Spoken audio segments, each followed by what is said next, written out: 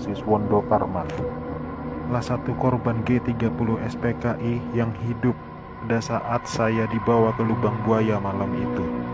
Setelah saya sampai di sana, saya mengalami penyiksaan, dipukul, ditembak di beberapa bagian tubuh saya tanpa ampun.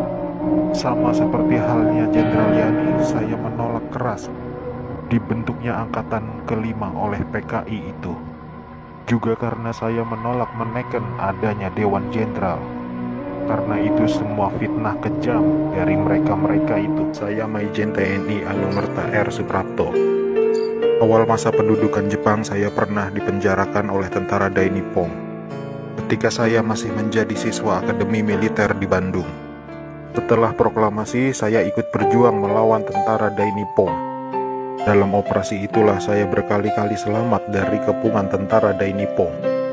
Tapi ketika terjadi pemberontakan G30 SPKI itu, saya justru gugur di tangan bangsa saya sendiri karena fitnah keji yang dilancarkan komunis itu. Tapi biarlah itu menjadi penutup rangkaian perjuangan saya demi tegaknya NKRI dan ideologi Pancasila. Lanjutkan perjuangan kami dan jangan beri kesempatan untuk komunis berkembang kembali di negara tercinta ini. Saya Jenderal TNI Anumerta Ahmad Yani. Selain Jenderal Nasution, sayalah orang yang paling diincar PKI. Karena saya tegas menolak dibentuknya angkatan kelima. Saat malam penculikan itu, saya dibangunkan oleh anak laki-laki saya dan memberitahu saya bahwa di luar rumah sudah ada banyak sekali tentara. Setelah saya bertemu dengan mereka, saya diminta untuk menghadap ke istana. Dan ketika saya berbalik badan untuk mengganti pakaian, tak lama mereka langsung menembaki tubuh saya dari arah belakang. Biarlah saya berkorban untuk negara ini, sekarang giliran kalian. Dan jangan membiarkan paham komunis berkembang kembali di negara kita. Saya agen polisi Sukitman. Sayalah penemu lokasi sumur maut lubang buaya sekaligus memberi petunjuk kepada pasukan gabungan TNI saat mencari jenazah pahlawan revolusi itu. Karena pada saat malam penculikan itu saya juga dibawa ke lubang buaya oleh gerombolan pasukan penculik dan sempat ditahan di sana. Tapi saya dibiarkan hidup oleh pasukan pemberontak karena mungkin melihat pangkat saya yang masih rendah dan bukan ancaman untuk mereka. Setelah beberapa lama pasukan gerombolan itu mendiami sekitaran lubang buaya, pasukan pemerintah datang mengepung basis mereka di situ, dan saya ditemukan oleh salah seorang prajurit TNI ketika saya sedang tertidur pulas di bawah kolong truk karena kepala saya terasa pusing sekali. Akhirnya saya dibawa oleh pasukan TNI dan menjalani beberapa interogasi dengan pihak TNI. Berkat kerjasama yang baik antara pihak TNI dan saya, akhirnya lokasi sumur maut itu ditemukan atas petunjuk dari saya. Ada Anumerta Karel Satsuit Tubun. Saya satu-satunya pahlawan revolusi dari kepolisian. Pada malam penculikan itu, saya sedang berjaga di rumah Bapak Johannes Laimena. Pasukan penculik itu mengira bahwa rumah Bapak Johannes Laimena adalah rumah Bapak Jenderal Nasution.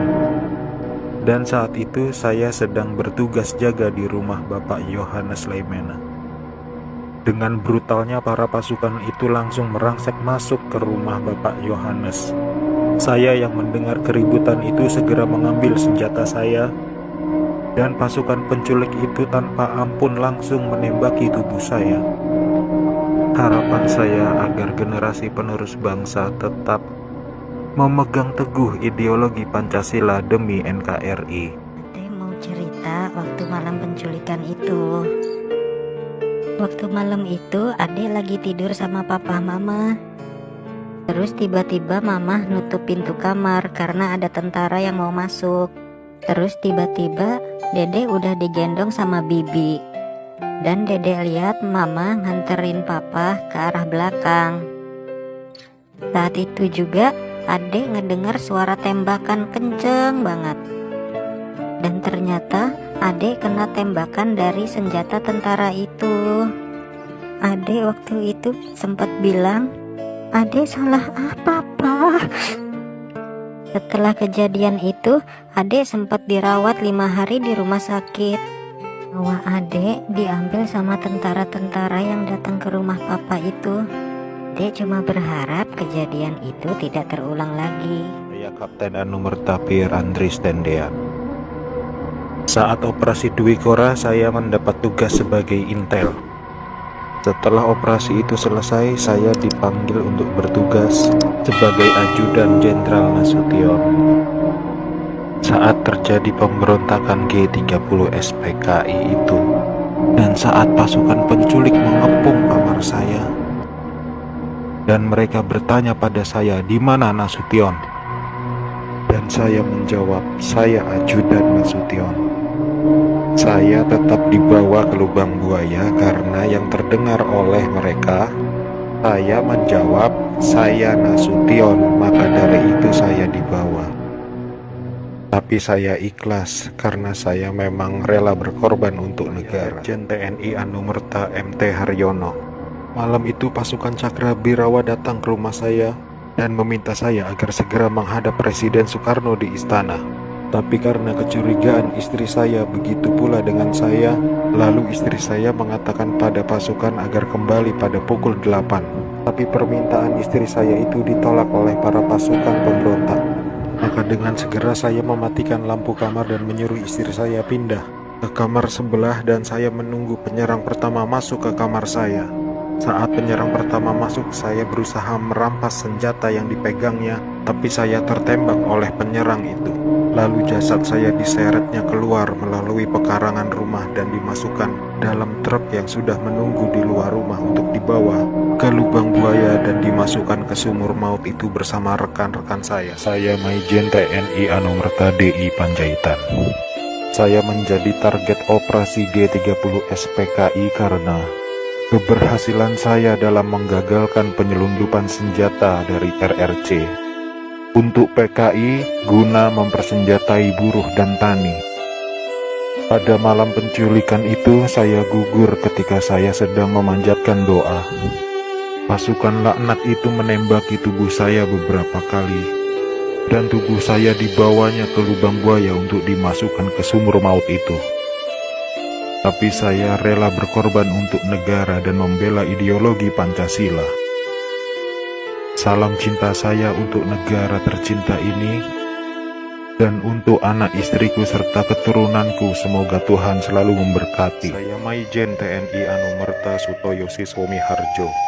Saya salah satu korban G30 SPKI dalam keadaan hidup saat saya dibawa ke daerah lubang buaya. Di sanalah saya mengalami penyiksaan hebat. Dipukul, dipopor, dan setelah itu mereka menembaki bagian tubuh saya. Setelah itu mereka membuang jasad saya ke lubang sumur itu.